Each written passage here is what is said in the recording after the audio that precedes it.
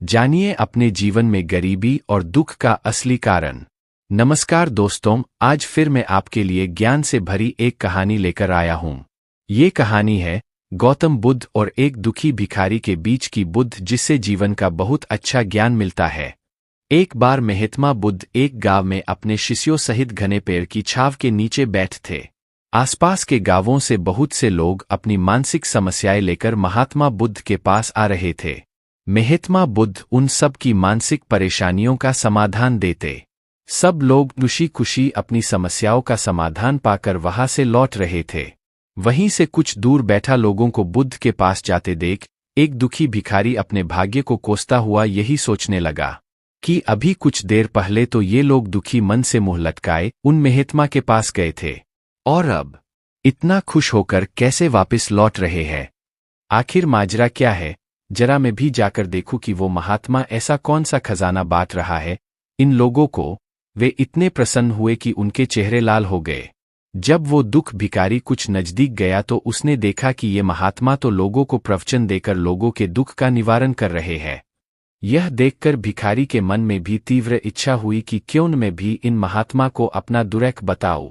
मुझे भी अपने दुख का समाधान अवश्य मिलेगा। बस फिर क्या था, समाधान पाने की लालसा लिए भिखारी महात्मा बुद्ध के सामने पहुंचा और हाथ जोड़कर प्रणाम करते हुए बोला, मैं भी लोगों की मदद करना चाहता हूं। मुझे लोगों की मदद करने की बहुत इच्छा है, लेकिन मैं कैसे मदद कर सकता हूं? मैं बहुत गरीब हूं। मेरे पास न तो पैसे है और न ही कोई ऐसी चीज जिससे मैं किसी की मदद कर सकूं। मैं कोशिश करने पर भी किसी की मदद नहीं कर सकता। मुझे भगवान ने इतना गरीब क्यों बनाया? हे महात्मा, मुझ पर कुछ कृपा करो। इतना बोलते हुए भिखारी रोने लगा। महात्मा बुद्ध बोले, आप बहुत अज्ञानी हैं, क्योंकि आप अभी तक इस भ्रम में जी रहे हो कि तुम्हारे पास कुछ नहीं, जबकि दूसरों को कुछ देने के लिए तुम्हारे पास बहुत कुछ है। तुम बिना धन और वस्तु के भी दूसरों की मदद कर सकते हो। तुम्हारे पास जुबान है जिससे तुम मीठे शब्द बोलकर किसी के दुखी चेहरे पर मुस्कान ला सकते हो। इन्हीं शब्दों की ताकत से तुम किसी के भी टूटते हौसलों को फिर से मजबूत कर सकते हो। इन शब्दों की शक्ति से आप किसी के भी मन में सकारात्मक विचारधारा के बीज बो सकते हैं और उसे गलत रास्ते पर जाने से रोक सकते हैं। तुम्हारे दो हाथों से किसी भी कमजोर या लाचार व्यक्ति की सहायता कर सकते हो। आपके दो आंखें किसी अंधे को रास्ता दिखा सकते हैं। तुम किसी के लिए दुआ कर सकते हो।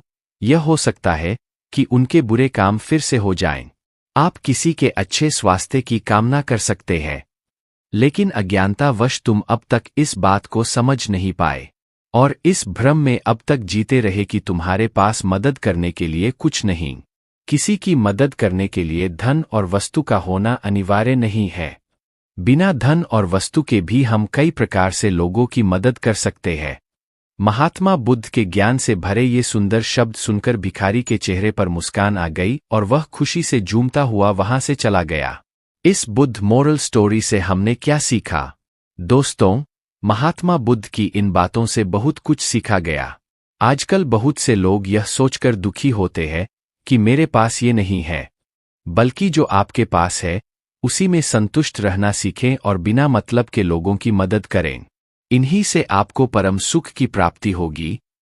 तो दोस्तों, यह बुद्ध मोरल स्टोरी आपको कैसी लगी जरूर बताना।